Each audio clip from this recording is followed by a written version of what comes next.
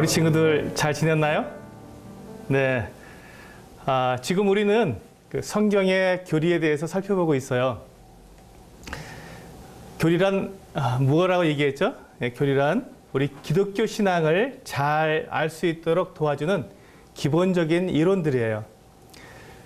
이 교리를 공부하는 중에서 이번 시간에는 우리의 구원자이신 예수 그리스도에 대해서 살펴보도록 하겠어요. 우리가 예수님이 나를 구원해 주신 분이라고 말을 하는데 어떻게 예수님이 나를 구원해 주신 분인지 알아보는 시간이 되겠죠. 이 구원자이신 예수 그리스도를 우리가 알아볼 때 우리가 먼저 한 가지 생각할 것이 있는데, 여러분이 한번 노예라는 말을 한번 생각해 보세요. 여러분들이 그 노예라는 말을 들을 때 어떤 생각이 나나요? 보통 노예라 그러면 아프리카 그 흑인 노예들, 그리고 노예 시장에 팔려온 그 노예들, 그리고 그 무서운 그 주인에게 강제 노역을 당하고 있는 그 불쌍한 노예들, 그런 사람들이 아마 생각이 날 거예요. 그러면 나도, 여러분 자신도 노예라는 생각을 해본 적이 있나요? 그렇진 않겠죠.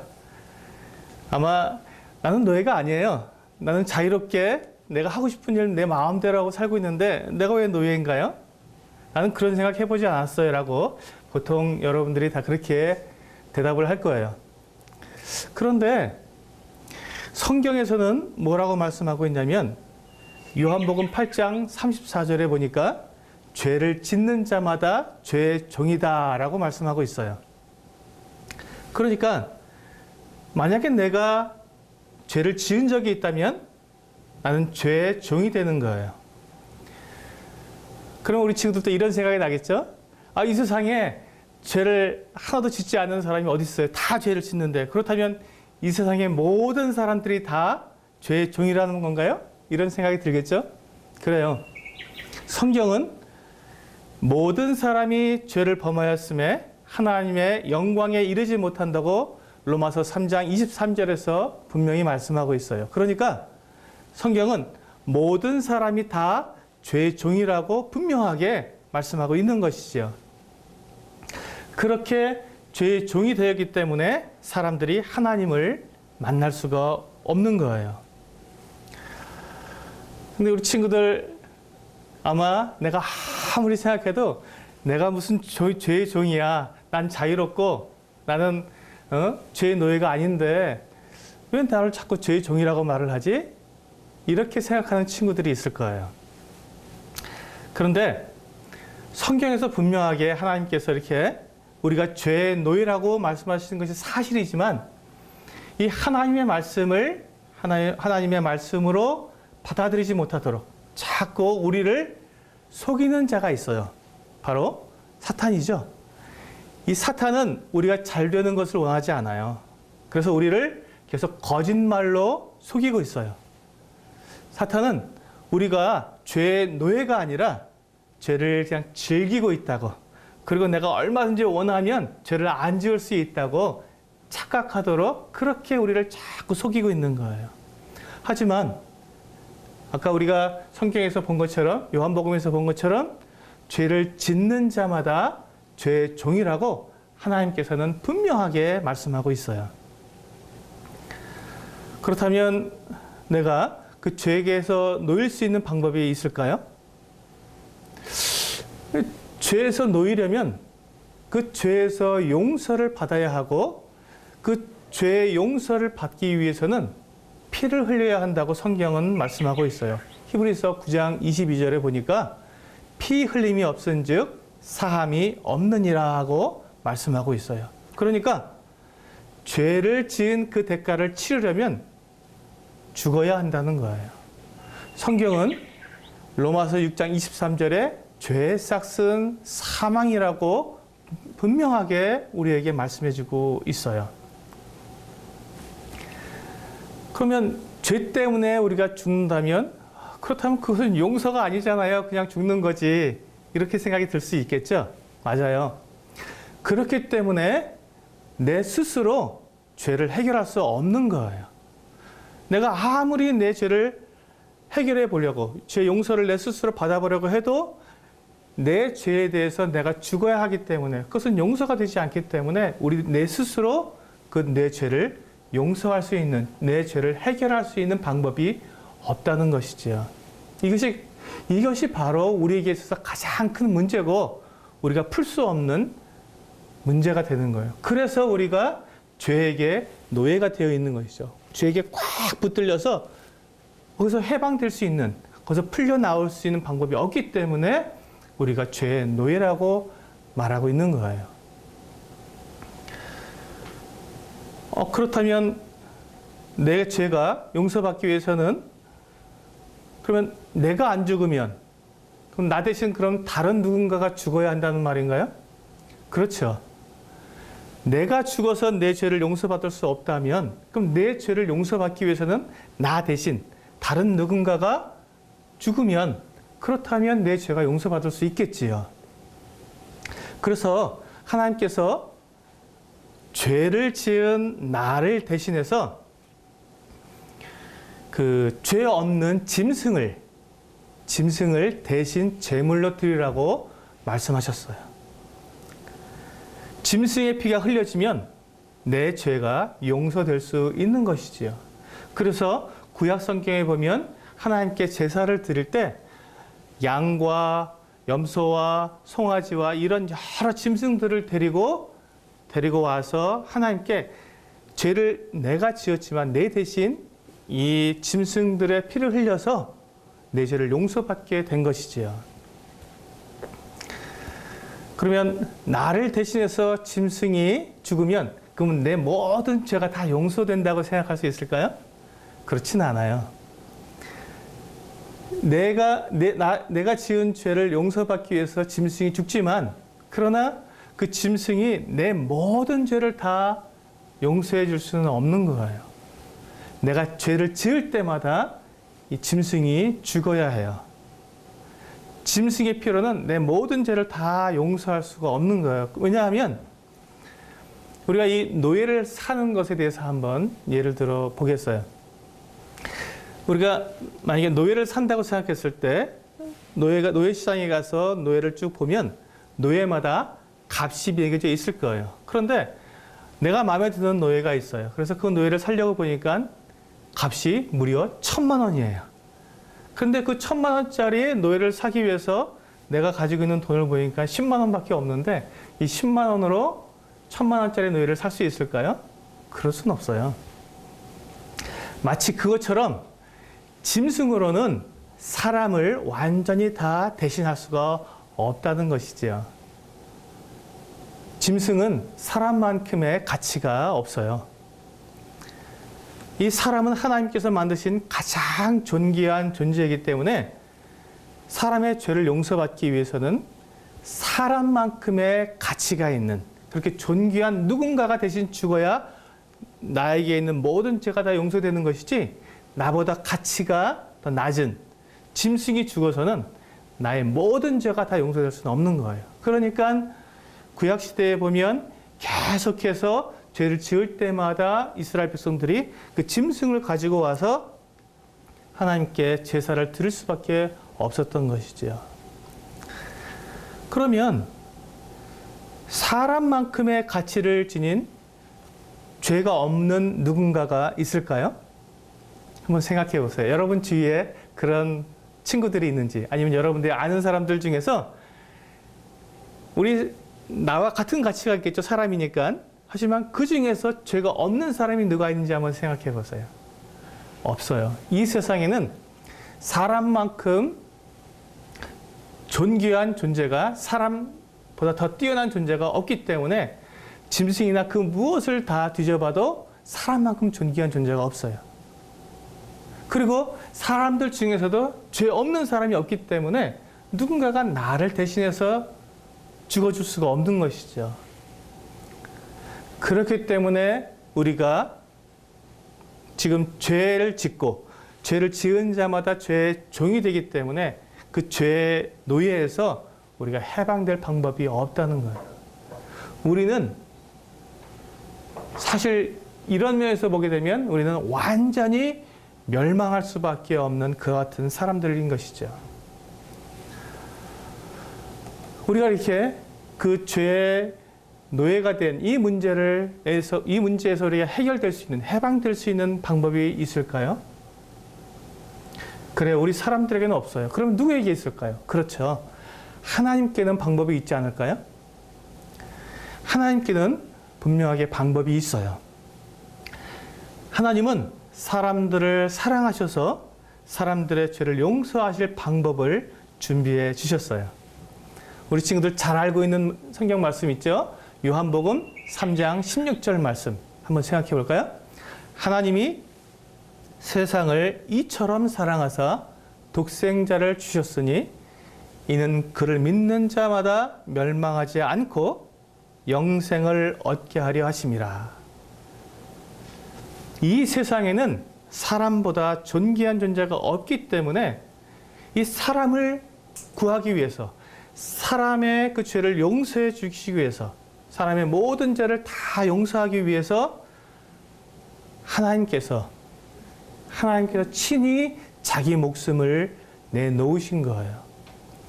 하나님의 아들 예수 그리스도께서 우리를 위해서 죽으심으로 우리를 죄에서 구원해 주시는 거예요. 성경 로마서 4장 25절에 분명하게 말씀하시기를 예수는 우리가 범죄한 것 때문에 내어줌이 되고 또한 우리를 의롭다 하시기 위하여 살아나셨느니라고 말씀하고 있어요. 그래서 우리가 예수님을 우리의 구원자라고 말하는 거예요. 히브리서 9장 12절에 보니까 염소와 송아지의 피로 하지 아니하고 오직 자기 피로 영원한 속죄를 이루셨다고 말씀하고 있어요. 그러니까 짐승으로는 우리가 우리의 지은 모든 죄를 다 용서받을 수 없지만, 그렇기 때문에 예수님께서 우리를 위해서 죽어주심으로, 그래서 우리의 모든 죄가 다 완전히 영원히, 이 말씀에서 보니까 히브리서 9장 12절의 말씀에 보니까 영원한 속죄를 이루셨다. 영원히 죄를 다 갚아주셨다라고 말씀하고 있는 거예요. 짐승으로는 매번 제사를 드려야 했지만 예수님의 희생으로는 우리의 죄가 영원히 용서된 거예요. 그러니까 예수님이 우리의 구원자가 되시는 것이죠. 자, 그러면 우리는 내가 내 죄에서 해방되기 위해서 내가 또 해야 할 일이 뭐가 있을까요? 우리가 할 일은 아무것도 없어요. 다만 우리가 죄인이라는 것을 인정하고, 그리고 내 죄를 하나님께 자백하고 나를 구원해 주시는 예수 그리스도를 믿음으로 이 죄의 노예에서 구원받는 거예요. 내가 할 수 있는 일이 아무것도 없기 때문에 예수님이 나를 위해서 해주신 이 놀라운 사실에 대해서 감사하고 받아들이는 것이죠. 그럼 우리 친구들 또 이런 생각이 들 거예요. 그러면 예수님을 믿은 사람들은 다시는 죄를 짓지 않나요? 많은 고민을 하죠. 이런 생각을 많이 하게 되죠. 그런데 예수님을 믿는 사람이라고 해서 다시는 죄를 짓는 것은 아니에요. 다시는 죄를 짓지 않는 건 아니에요. 예수님을 믿은 사람들도 죄를 짓게 돼요. 참 슬픈 일이죠. 하지만 우리가 이 세상에 살고 있는 동안에는 죄를 지을 수밖에 없어요. 그것이 우리가 이 세상에서 우리가 이 몸을 가지고 있기 때문에 이 세상에서는 어쩔 수 없이 우리가 죄를 지을 수밖에 없도록 되어 있는 것이죠. 그러면 예수님을 믿고 난 다음에도 죄를 짓는다면, 그러면 예수님을 믿고 난 다음에 짓는 죄도 다 용서가 될 수 있다는 건가요? 그렇죠. 물론이에요. 성경 골로새서 2장 13절에 보니까 범죄와 육체의 무할례로 죽었던 너희를 하나님이 그와 함께 살리시고 우리의 모든 죄를 사하시고라고 말씀하고 있어요. 하나님이 우리의 모든 죄를 다 사셨다고 말씀하고 있기 때문에 우리가 예수님을 믿기 전에 지은 죄를 다 용서받을 뿐만 아니라 우리가 예수님을 믿은 다음에 짓는 죄들도 다 용서받는 거예요. 그러면 예수님을 믿고 난 다음에도 짓는 죄들이 다 용서된다면, 그러면 예수님을 믿고 난 다음에 막 죄를 지어도 상관없다는 말인가요? 이런 생각이 들겠죠? 그것이 상관없는 것은 아니에요. 로마서 6장 1절, 2절의 말씀에 이렇게 말씀하고 있어요. 그런즉 우리가 무슨 말 하리요? 은혜를 더하게 하려고 죄에 거하겠느냐? 그럴 수 없느니라. 죄에 대하여 죽은 우리가 어찌 그 가운데 더 살리요? 라고 말씀하고 있어요. 이제 죄와 상관없고 죄에서 해방받았고 죄의 노예에서 우리가 자유롭게 되었는데 또다시 죄를 짓는다는 것은 안 된다는 것이죠. 우리가 계속해서 죄를 더 이상 지을 수는 없어요. 우리가 죄를 어쩔 수 없이 죄를 지을 수밖에 없지만, 그러나 우리가 마음껏 막 예전처럼 똑같이 죄를 막 지어도 상관없는 것이 아니라는 것이죠. 한번 예를 들어볼까요? 이 죄를 다 용서받은 사람은 어떤 사람과 같냐면 마치 자기가 제일 좋아하는 옷, 가장 아끼고 제일 좋아하고 가장 자기한테 잘 어울리는 제일 좋아하는 옷을 입은 사람과 같아요. 지금까지 막 누더기와 다 떨어진 옷을 입은 것이 아니라 이제 제일 좋은 옷, 제일 멋진 옷을 입고 있는 친구예요. 자, 그런데 그런 옷을 입고 막 그 쓰레기 더미라든지 오물투성이 막 지저분한 곳에 가서 막 그런 제일 좋은 옷을 입고 막 뒹굴 수 있나요? 아마 아무도 그런 생각을 하지 않을 거예요. 내가 제일 좋은 옷을 입었기 때문에 혹시 내 옷에 무엇이 묻을까 조심하고 또 깨끗하게 잘 보존될 수 있도록 조심해서 입을 거예요. 그래요.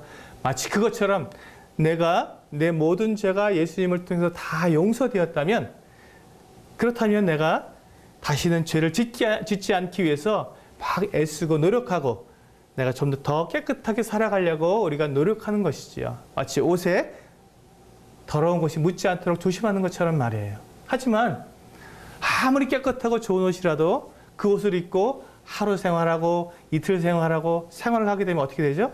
더러워질 수밖에 없어요. 내가 생각하지 않았던 그런 때가 묻을 수도 있고 더러운 것이 튀어서 묻을 수도 있어요. 자, 그것처럼 우리가 예수님을 믿고 예수님 때문에 우리의 모든 죄가 다 용서받아서 깨끗하게 되었지만 우리가 살아가는 동안에 그렇게 더러운 것이 묻을 수가 있다는 것이지요.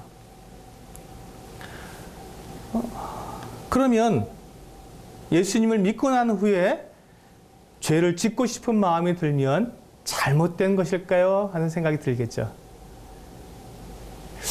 죄를 짓지 않으려고 하는데 죄를 짓고 싶은 마음이 들면 어떻게 하죠?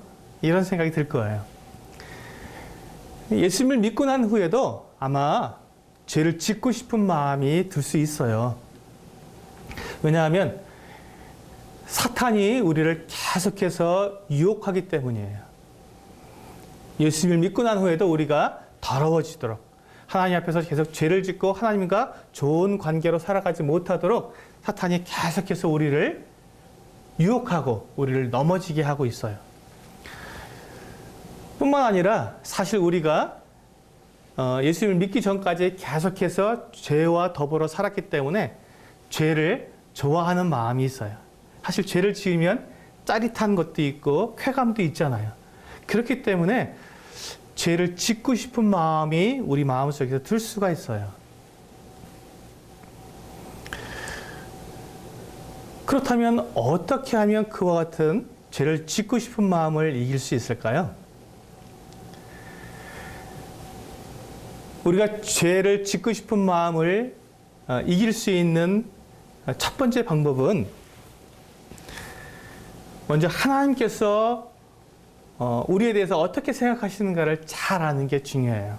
하나님은 우리가 깨끗하게 살기를 원하신다는 거예요.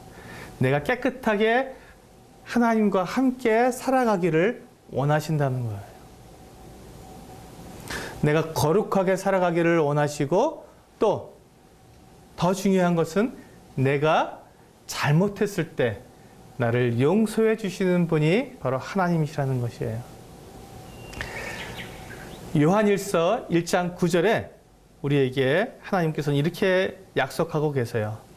만일 우리가 우리 죄를 자백하면 그는 하나님은 미쁘시고 하나님은 우리가 믿을 만한 분이시기 때문에 또 의로우신 분이기 때문에 미쁘시고 의로우사 우리 죄를 사해 주신다고 말씀하고 있어요. 그리고 우리를 모든 불의에서 깨끗하게 하실 것이라고 말씀하고 있어요.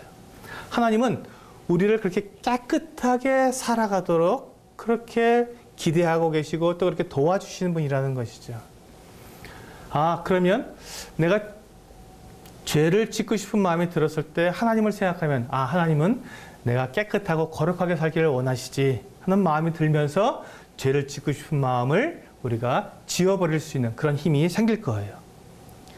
그리고 두 번째, 내가 어떤 사람인지 분명히 알아야 돼요. 나는 어떤 사람일까요? 예수를 믿고 난 다음에는 죄와 상관이 없는 사람이겠죠. 다시는 죄의 노예가 될 필요가 없는 사람이겠죠. 로마서 6장 6절에서 분명하게 그렇게 똑같이 말하고 있어요.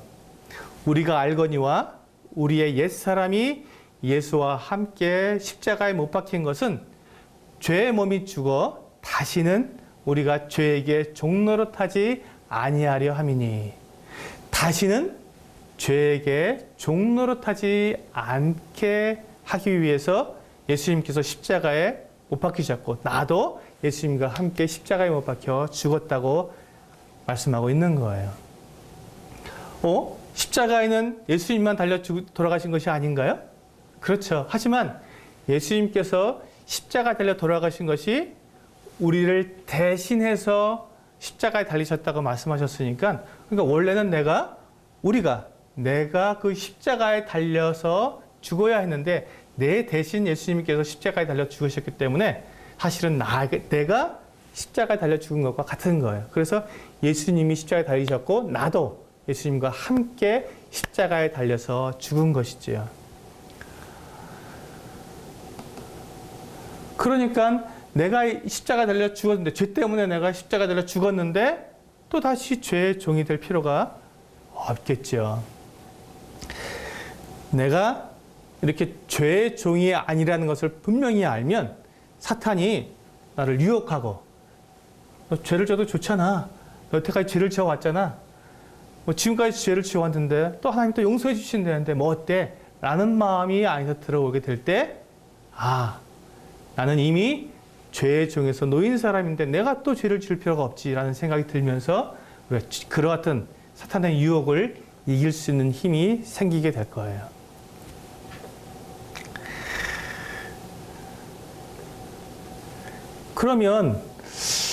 그렇다면 이 사탄의 유혹을 이기고 또 그것을 막 넘어서려고 그렇게 애쓰며 사는 것이 영원히 그렇게 막 애쓰고 노력하면서 그렇게 살아야 되는 건가요? 뭐 하루 이틀도 아니고 영원히 그렇게 애쓰고 노력하면서 살게 된다면 힘들 것 같은데요 하는 생각이 들겠죠? 근데 영원히 그렇게 살지는 않아요. 우리가 이 세상에 살 때까지만 그런 유혹이 있는 거예요. 이 세상에서 우리가 70살, 80살, 어떤 사람은 100살까지 살겠지만 그때까지만 우리가 이 몸을 가지고 이 세상에 살 때까지만 그런 유혹을 받고 그 다음에 우리가 예수님 앞에 가게 되면 우리가 완전해지기 때문에 또 모든 것이 다 완전해지기 때문에 그런 죄의 유혹이 없어지는 거예요. 요한계시록 21장 27절에 이렇게 우리에게 약속해 주셨어요. 무엇이든지 속된 것이나 가증한 일 또는 거짓말하는 자는 결코 그리로 들어가지 못하되 오직 어린 양의 생명책에 기록된 자들만 들어가리라. 자, 그러니까 하늘나라에는 이렇게 속되고 가증하고 거짓된 것들은 들어가지 못하니까 그 하늘나라에는 이같이 우리를 유혹하고 거짓되고 악한 것들이 없기 때문에 우리가 그 나라에서는 이 죄에 대한 유혹이 없는 거지요. 그러면 또 어떤 친구는 이렇게 생각하더라고요. 내가 지금까지 죄를 늘 지어왔는데 죄를 지은 내가 하늘나라에 가게 되면 내가 죄를 가지고 가는 거 아닌가요? 그럼 내가 죄를 지고 하늘나라에 가게 된다면 그러면 내가 하늘나라에 못 들어가는 건가요? 아니면 하늘나라에 내가 죄를 가지고 들어가는 건가? 이런 혼란스러운 생각을 하는 친구가 있다고 해요. 그런데 우리가 죄를 가지고 가는 건 아니에요. 물론 우리가 이 세상에서 죄를 짓고 있지만 그러나 내가 하늘나라 갈 때에는 그 죄를 가지고 가지 않아요. 빌립보서 3장 20절, 21절 말씀을 읽어보면 그것에 대해서 분명하게 말씀해 주고 있어요. 그러나 우리의 시민권은 하늘에 있는지라 거기로부터 구원하는 자, 곧 주 예수 그리스도를 기다리노니 그는 만물을 자기에게 복종하게 하실 수 있는 자의 역사로 우리의 낮은 몸을 자기 영광의 몸의 형체와 같이 변하게 하시리라. 자, 예수님께서 어떻게 우리를 해주신다고요? 우리의 낮은 몸, 우리가 죄를 짓고 막 죄의 유혹을 받고 막 더러워지고 했던 그 우리의 낮은 몸을 예수님의 그 영광의 몸의 형체처럼 예수님의 그 모습처럼 똑같게 만들어 주신다는 거예요. 우리가 하늘나라 가게 될 땐 우리가 지금 있는 이 몸을 가지고 가는 것이 아니라 새롭게 예수님처럼 완전히 거룩하고 깨끗한 몸으로 영원히 살게 되는 몸으로 바뀌어서 변화되어서 예수님께 가게 되기 때문에 하늘나라에 가게 되면 우리가 죄의 유혹도 받을 필요 없고 우리가 이 땅에서 지었던 죄를 가지고 갈 필요가 없는 거지요. 그래서 그 나라에 가게 되면 죄도 없고 죄의 유혹도 없게 되는 거예요. 자, 한번 생각해 보세요. 그러니까 예수님께서 우리의 구원자라고 하는 이 말은 우리가 태어날 때부터 죽을 때까지 지은 모든 죄를 다 용서해 주시는 그런 분일 뿐만 아니라 우리가 하늘나라에 가서 영원히 사는 동안에 그때까지도 우리의 모든 죄에서 우리를 다 완전히 구원해 주시는 그런 분이기 때문에 예수님을 우리의 구원자라고 말하는 거예요. 자, 그러면 지금까지 우리가 살펴봤던 이 구원자이신 예수 그리스도, 예수님께서 우리에게 해주신 이 죄에서 구원해주신 이 예수님의 그 사역을, 예수님께서 우리에게 해주신 그 일을 정리해보면 세 가지 단어로 정리할 수 있어요. 첫 번째는 우리가 구원이라는 말로 정리할 수 있고, 두 번째는 성화라는 말로 정리할 수 있고, 세 번째는 영화라는 말로 정리할 수 있어요. 조금 어려운 말이죠. 근데 우리가 지금 교리 공부를 하기 때문에 이 용어를 잘 알아두는 것도 굉장히 도움이 될 거예요. 자, 그래서 첫 번째, 이 구원이라는 말은 우리가 지은 죄를 완전히 다 용서해 주시는 거예요. 우리가 예수 그리스도와 함께 십자가에 못 박혔기 때문에 우리의 모든 죄가 다 용서되었어요. 그래서 우리는 완전히 죄 용서를 받아서 죄로부터 구원받은 사람이 된 거예요. 그래서 구원은 우리가 지은 죄로부터 우리를 완전히 그 지은 죄를 다 용서해 주었다. 이것이 바로 구원이라는 말이 우리에게 주는 의미예요. 그렇다면 성화는 뭘까요? 성화는 지금 우리가 구원받은 우리가 이제 지금부터 구원받은 이후에 이제 예수님께 갈 때까지 우리가 살아가는 동안, 이 세상에서 살아가는 동안 우리가 짓는 죄를 용서해 주시고, 또 우리가 죄를 짓고자 하는 그 유혹을 이겨나가는 그런 과정을 이 성화라고 이야기하는 거예요. 자, 점점 더 거룩해지고 점점 더 깨끗하게 살아가게 된다는 그 같은 뜻이 있지요. 성화라는 말은. 그러니까 우리가 예수 그리스도께서 우리가 예수님을 믿은 이후에 이 세상에서 죄를 지을 수밖에 없는 그와 같은 삶을 살게 되는데, 우리가 생활하다 보면 막 더러운 것들이 묻는다 그랬죠? 그렇게 더러워지고 또 때론 죄를 지을 수밖에 없는데 그 죄를 깨끗하게 해주시고 또 그 죄를 짓고자 하는 마음을 이기도록 도와주시는 것, 그와 같은 것들이 반복되면서 점점점 우리가 더 깨끗해져 가는 것, 그것을 가리켜서 성화라고 이야기하고 있는 거예요. 자, 마지막으로 이 영화라는 말을 설명드릴게요. 자, 영화라는 말은 이제 그 말 그대로 이제 완전히 영광스러운 몸으로 되었다. 아까 선생님이 얘기해 줬죠?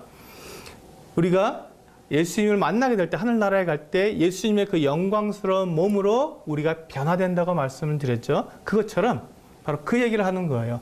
영화는 우리가 예수 그리스도를 만날 때 이루어지게 되는데, 우리의 이 지금은 몸이, 우리가 죽게 되면 이 몸이 썩게 되죠. 이 썩게 되는 몸, 이 더러운 몸, 죄를 지어서 저주받은 이 몸이 이제 거룩하고 영광스러운 몸으로 변화된다고 말하고 있는 거예요. 이것은 언제 된다고요? 이 세상에 살 동안에 이루어지는 것이 아니라 우리가 하늘나라에 가게 될 때, 예수님을 만나게 될 때 우리에게 이루어지는 거예요.